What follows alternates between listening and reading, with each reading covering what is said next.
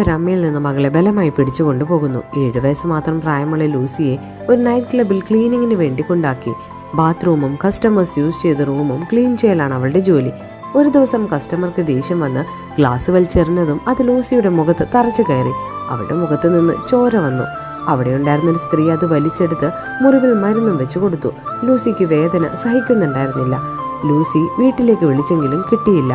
അതിനാൽ അന്ന് രാത്രി അവിടെ നിന്ന് എസ്കേപ്പ് ചെയ്യാനായി നോക്കി. പക്ഷെ വാതിൽ താഴിട്ടിരുന്നു. അവളാകെ പേടിച്ച് കരയുവാൻ തുടങ്ങി. അവളുടെ കരച്ചിൽ കേട്ട് ഒരാൾ വന്നു നോക്കുമ്പോൾ ലൂസിയുടെ മുഖത്തെ മുറിവ് കണ്ട് അലിവ് തോന്നി.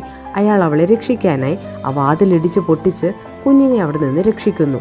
ലൂസി ആ മനുഷ്യനെ കെട്ടിപ്പിടിച്ച് കരഞ്ഞു.